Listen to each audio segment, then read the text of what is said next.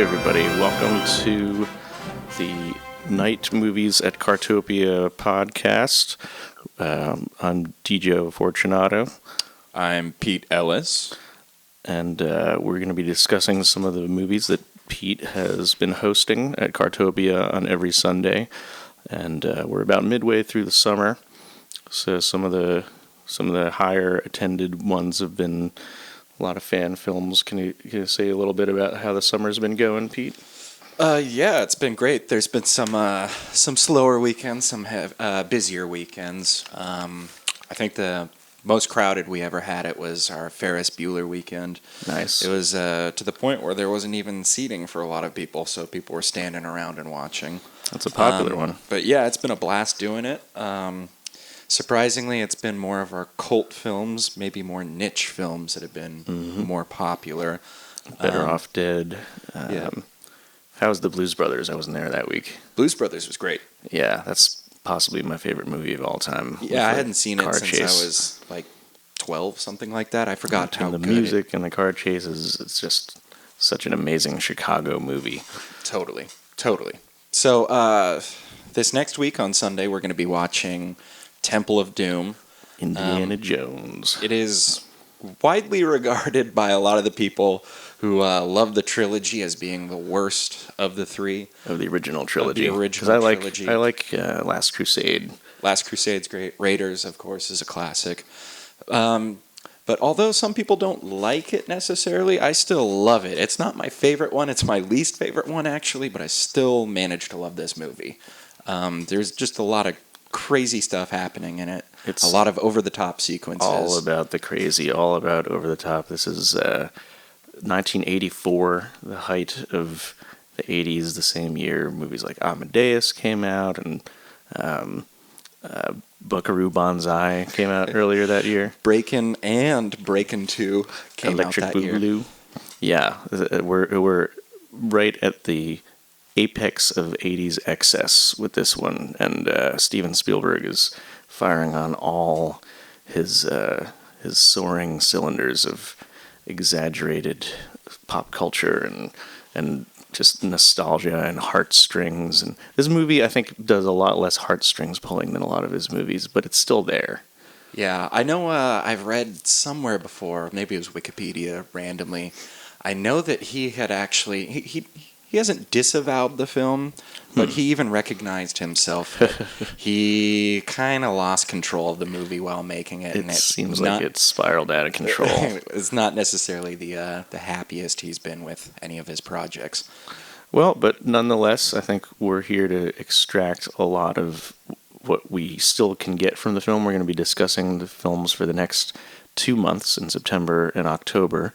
And there's a whole bunch. You can see it on the Night Movies at Cartopia Facebook page, or the lists that are posted all over Cartopia on 12th and Hawthorne. I'm looking forward to Predator on September 20th. That's what happens to be my birthday. And there's a whole bunch of other ones.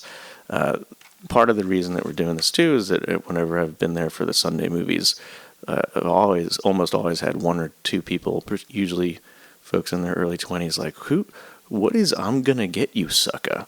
And then just give them a little context. This is the Wayans brothers' possibly greatest film, and they know who the Wayans brothers are. It's definitely their best film. Yeah, definitely their best film. But many people think of them for White Chicks or something like that, and don't understand that I'm Gonna Get You, Sucka ever even existed. And that's part of, I think, what we're doing is just kind of dipping into the pop culture pool, pulling out some stuff blowing off the dust and showing some high-def Blu-ray versions of these. Can you tell us about the version that we're going to watch? Well, we are watching Temple of Doom? Yeah, we're watching a Blu-ray copy. I think it was the whole trilogy that was re-released a couple years ago on the high-def format. And it looks and sounds absolutely great. Remastered and all that. Yeah. I'm really excited to watch this one. I think it should be a lot of fun. The reason why I picked it was because of sort of the campy element. I thought that sort of fit for the environment or the culture of what we're trying to do. I did struggle whether or not I should show that or Raiders, and I just think that Temple is a little bit more fun. Raiders is a great movie. It is easily the best of the trilogy. Mm-hmm. But there's something about Temple of Doom with Short Round and Willie Right. and just the out of control cast. sequences that happen. It's almost like everybody, except for Indy in this cast, is there for comic relief, even the villains. But it's yeah, in short, I mean this one I think is a great follow up. Last week was Scarface. This of the Indiana Jones movies is about as over the top as Scarface in many ways. Just 80s excess firing on all cylinders. Apples and oranges, but I kind of get what you're saying. Yeah, so I think we're gonna load it up and check out Indiana Jones and the Temple of Doom. All right, let's do it. All right.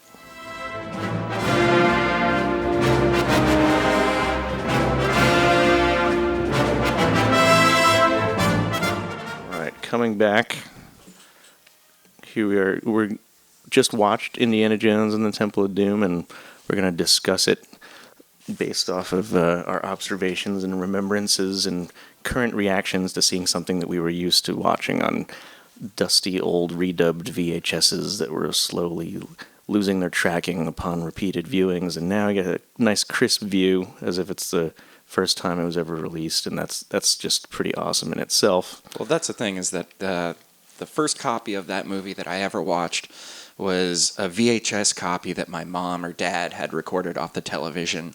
And of course it was edited for TV, so you don't have the heart sequence where that guy's heart is getting pulled out of his chest. That was definitely edited over. Did it have TBS commercials in it? Well, yeah, that's the like thing that? is that if you recorded any movie on VHS from TV in those days, you were always going to get a little bit of commercial. Like if you were cutting the actual VHS and trying to get it as close as you could to when the commercial breaks happened, I mean, there's no way to There's get a it little bit of perfectly. lag, There's a little bit always going lost. to be a little bit of commercial, or when you resumed recording, you are going to cut into the scene a little bit. So Right. yeah, that's my memory of watching that movie, and I think I maybe watched that movie more than any other movie growing up. So it is awesome Yeah. to rewatch this movie. I absolutely love it. It is totally ridiculous, though. It's totally over the top. I mean, I think my memories of this movie, it was probably the first Indiana Jones movie I saw because I watched it with my family and my relatives, and it's one of those things kind of like the Terminator movies that it's somewhat of an odd choice of family fare, and yet it still is family fare, and that's, I think, some of the things we're going to discuss about, like, what makes this movie family friendly and how far it goes along certain lines with either violence or implied romance and all this stuff, and how it uses its pulp roots and the whole idea of nostalgia and homage to really make a blockbuster more than a blockbuster. Okay, so like the first thing that they obviously did to make this more of a family film was using Short Round as a character. Yeah. Having a little kid, and his backstory is really ridiculous that they give in the movie. That Indiana Jones essentially adopted him because he was an orphaned child when he was 4 years old, and he caught him while he was trying to pickpocket him. Yeah, and according to my notes here, Indiana even says, and this is what's so interesting about this movie, there's a bunch of little historical references to kind of brutal events in history. So he says, when the Japanese invaded Shanghai, that's when I caught this guy looting my pockets, and then they just balance moments like that with humor right away. And there's so many moments like that in this movie. So just to start from this timeless opening to this movie, you got the pulp retro feel of even the old Paramount logo done out in almost like a coin, but a really big coin made of nickel or Yeah, like an something engraved like that. sort of image, Engravement. embossed. And this down to this Busby Berkby number with neon, and that's part of the thing that I think makes it timeless. It's like we don't often associate the 1930s with neon, but it did exist, and you definitely associate the 1980s with neon. So to kind of have that, for a second I thought I was kind of in Big Trouble in Little China, like old Chinatown in modern 1980s, but then they remind you that you're in the 30s with all these dancers and the music.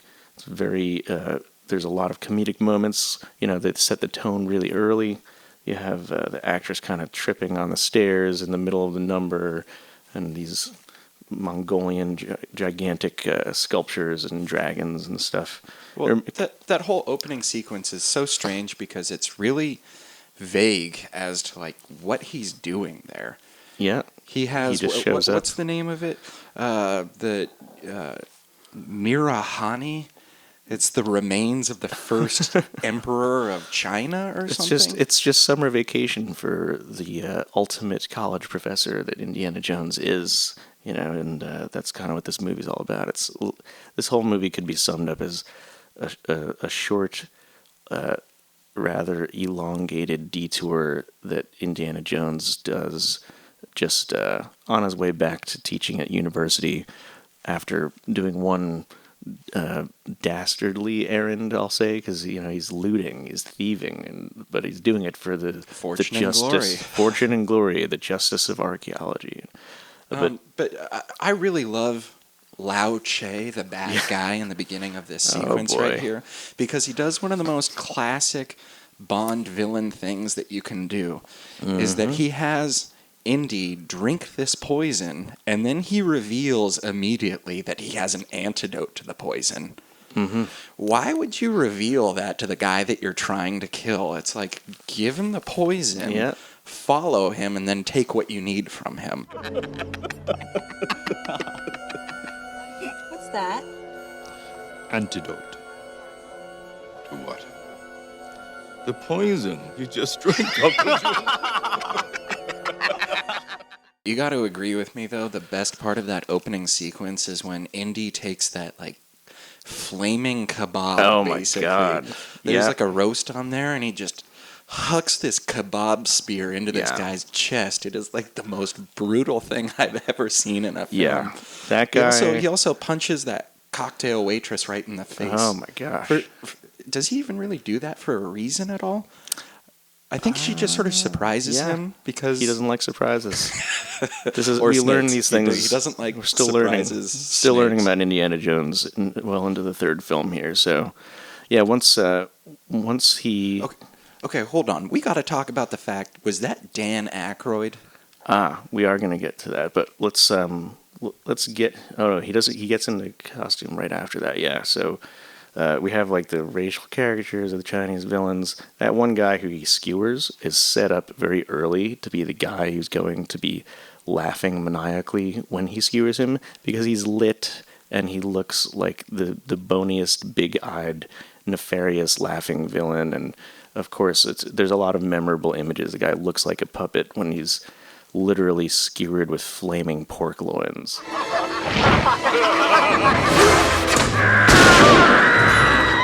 The Pankot Palace that they're at. The dinner that they eat when they arrive there has to be one of the most racist things in any of Steven Spielberg's films. I mean, they have chilled monkey brains. We've all seen Faces of Death, or I don't know, many teenage maybe punk not rocker all of boys us, but saw Faces we of definitely Death. did. But yeah, they have the little snake surprise that they eat. Where they slice open the snake and baby snakes come out of it. That's just and they're eating the live ones. I had to think either of two scenarios there, that either the production team and Steven Spielberg and the screenwriter actually did some location scouting and studied some of these cultures and just kind of heard the craziest stories they could and wove them into the script here and there, like the bugs. I mean, they had all these species of bugs picked out that were real and native to those areas, but the idea of the monkey brains, and even if you heard of it, a whole platter with a long table with like 18 monkey brains is a little bit over the top. And the other possibility is that he just had a couple issues in National Geographic and he said, oh yeah, that's good, use that. Yeah, well, I mean, the eyeball soup.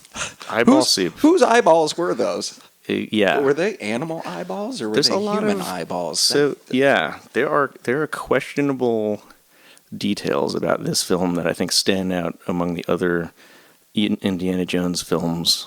The skewering of the Chinese guy being one, the eyeballs in the soup being another, and these are just kind of regular beats in the film that pull you out of the ever way that accepting it. Also the way that the characters are depicted as eating it.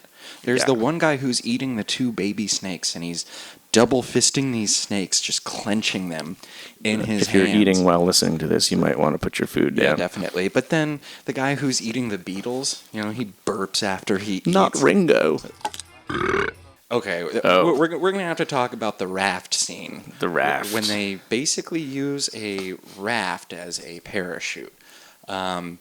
When they jump out of the plane in this raft. I mean, it's got a pull switch. You do pull switch and engage it just like a parachute. True. So but as they're flying, mind, as they're it kinda flying makes through sense. the area, as they're flying through the air, there is a composite shot of the plane crashing into the mountains right behind them, and it looks so cheesy. You can tell it's. I'm going to disagree with Pete on that, but Pete, say what you think of the shot. Well, tell me why do you think that works? It looks awful, man. To me, it welcomes the impossibility of a lot of the imagery, and it looks like a scene if you were reading a pulp magazine of because a lot of Indiana Jones comes from Alan Quatermain or Doc Savage or something. A lot of the covers of these have these crazy action scenes. You see a big it's the standard, as they say with Hugh Jackman. It's the standard cool guys walk away from explosions. And in this case, the explosion is probably like a mile away. But it looks like crap, man. Yeah, it's definitely not there. It's definitely not happening. But Exactly. at the same I time don't know, that maybe he's I'm just spoiled by modern trickery and CGI, but I just think it looks awful. I mean, I have a big eye for a lot of that stuff, and for some reason I accept that scene because it just looks like a still frame. It doesn't even register as a moving image to me. I want to rewind a little bit and talk about that raft sequence when they jump out of the plane. That has to be one of the most outrageous scenes that's ever graced the silver screen. It is so over the top. I just love the fact that it doesn't end with them coming to a stop, but they actually fly off of another cliff and then end up in rapids. And they're just floating along.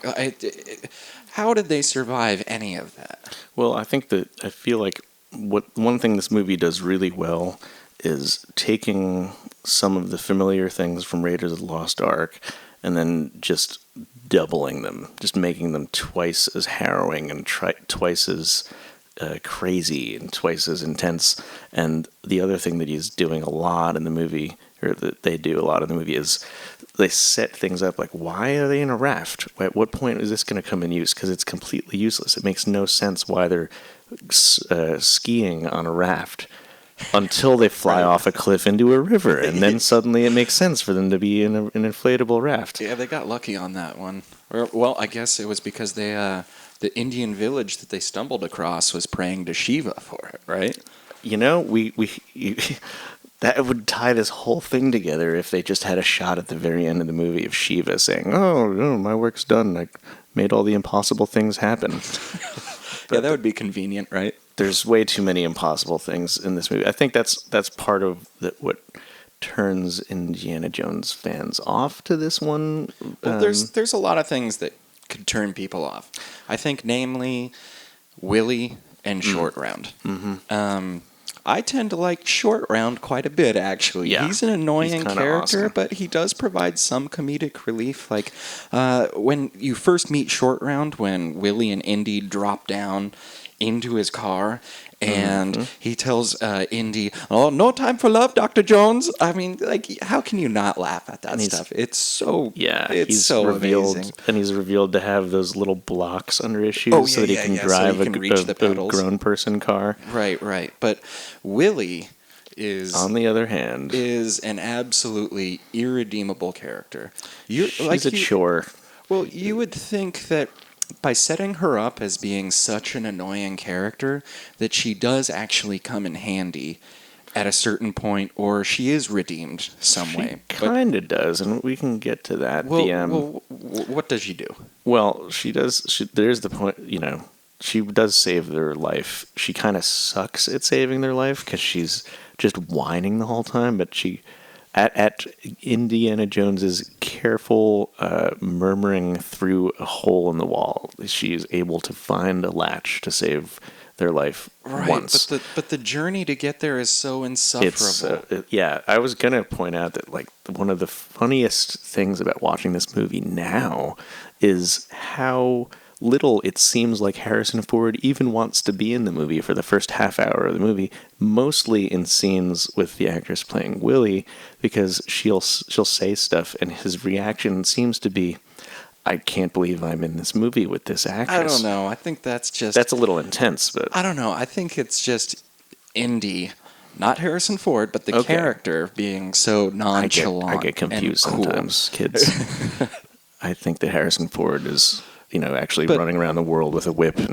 But yeah, it's interesting watching this movie with sort of more up-to-date modern ideas of feminism, actually, because definitely she does not pass the Bechdel test. The Bechdel test. We don't need to get into that, but let's just call it the feminist test necessarily. Like, she is. I think she's the only female character that has a speaking line in the movie. When I was watching, I don't think I noticed any other women in the movie. There's the dancers in the beginning. There's also when they get to the Pankot Palace, there's a woman that's singing. Yes. But I don't know if there's any other women who speak in the movie. I do think that's one of the weaknesses of this movie. It's so heavy on the action. I mean, the first 20 minutes are so action-packed, and the arc of this movie is basically action, little breath, more action, just keep going with the action, amp it up, maybe a little breath, but no, let's just give you another action sequence, and then, no, a bigger one. We need a bigger one. And these amazing, dazzling set-piece action sequences, which you are all going to enjoy at Cartopia, no matter at what point you drop in on this film, they do sacrifice a little bit of the character work, which they get back to in Last Crusade with him and Sean Connery and some of the other characters, and return of Karen and those kinds of things. So I think the point of Willie's character is mostly over the top. She's the damsel in distress who has a good scream and is good at being really annoying. Get him off of me! Get him off of me! They're all over me! Get him off of me! There's so many things in this movie that are softened with humor, and I feel like that is kind of the idea of that. It's like, well, yeah, it's definitely humorous, that's for sure. Yeah. You find yourself saying, "No way," and that's a funny kind of reaction to foist on your viewers. You're just gonna accept this because I'm Steven Spielberg and I just made that happen. So keep us sticking around for the ride. I think one of the other interesting things, just to point out about Indiana Jones himself, is how he is the ultimate archaeology professor. He, when you have a character who's well, when he has his shirt off in the movie. Oh yeah, there's that. When too. He's evil Harrison Ford or evil Indiana Jones, that is one smoking bod, Joe. And I think, that's another example of them taking. Well, yeah, Indiana Jones went bad, but look at that shirtless bod. Look at that barrel chest. And then it's funny because he's posturing and everything, but this is mid-career Harrison Ford. He goes for a run later, and he's got kind of a belly, but we're not going to worry about that. I didn't see no belly. All right. Yeah. Yeah. It's, India. He went from on-set carpenter to Hollywood star, and Harrison Ford is loving every minute of it. I think he had fun during this movie. I think he may have started out as kind of indifferent. Well, and that's how he played Indy. The way they shoot movies doesn't necessarily correspond chronologically to how things happen in the movie. So things could have been shot out of order. So it's hard to say whether or not the first part of the movie was actually the first things that they shot. One of kind of like the way that we're discussing the movie, we're going to go a little back and forth. I do want to go to the fact that Indiana Jones is the ultimate the ultimate info dump excuse of a character, because he knows so much about every situation that you don't need a narrator, because he just has lines. He knows how to speak Chinese. He knows how to speak every language. He knows every culture. He comes on this little village. They're telling him about their kidnapped children, and he goes ahead and tells them what's actually going on. He says, "Did the stone have 3 lines on it, like this, outlining the 3 levels of the universe?" Yes, I've seen this. I know this thing you're talking about. He's the all-knowing. Was the stone very smooth, like a rock from a sacred river? Yes. With 3 lines across it, representing the 3 levels of the universe. That's right. Yes. I've seen stones like the one you lost. One of the interesting things to this that you mentioned, it was the theme of child labor and child slaves. Yeah, this movie is relentlessly dark. I mean, there's human sacrifice and child slaves and worship of a evil god. It is absolutely dark. I mean, yeah, the first and third ones have Nazis in them, but this one just seems even darker than Nazis for some reason. I don't know how that's possible, but it's true. It just seems It's true. They're ripping hearts out. I mean, and just to kind of point out how inaccurately evil we'll call them Indian, because I don't think they're Hindu. I mean, they're worshiping Kali. They have Hindu references, but I don't believe that voodoo was an aspect of yeah, I'm wondering about that. Yeah, one. I think so. So there's a lot of, because the prince or whoever he is, the king. The child king has a little pincushion doll. The Maharaja, I think, was the term. Yeah, the Maharaja has a little pin doll, voodoo doll. It just makes him more evil. And it's that's a composite of evil activities of non-Americans, basically. Minus the whole voodoo thing. He's a completely disposable character. The child king. Yeah, he has. Maharaja? Yeah, he really doesn't serve any other purpose whatsoever in the movie. Well, he does make in a sense he's kind of he creates the rebound situation so that Willie is actually interested in Indy, because she's not interested in a little kid. That's the Maharaja. A kid. So, what do you think about the ending, Joe? I think it's unrelenting and over the top, and there's a lot of unseen details, like the alligators and the army of assailants that await around every corner, and sure, Indy's going to get cornered. I mean, one of the great things about this film that the ending absolutely exploits is the idea of cinema time, which is you're in a moment, and it's supposed to just be a moment, but because they stretch it out over several shots, it's just gonna keep it's gonna keep going until it resolves, and he wins and saves the day, and he has many near-death experiences, and the ending is no exception. Well, one thing that I sort of noticed watching it again was I was just sort of struck by how simple the story seems by the end of it. It tells a really, really simple, concise story of just this village. The kids have been kidnapped.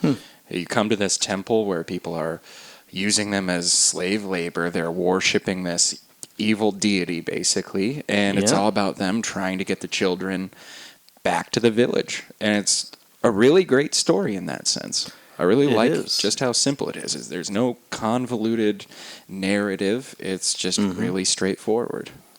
Yeah, the whole cast, small as it is, goes through so many ordeals, but in the end, this movie is really just Professor Jones's little summer detour during his vacation.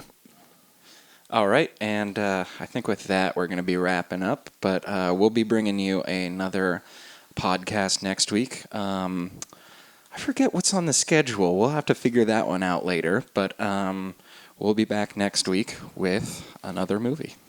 All right, stay tuned for more night movies at Cartopia. I'm Djo. And I'm Pete. You guys have a great night. Eat some great food. Sure.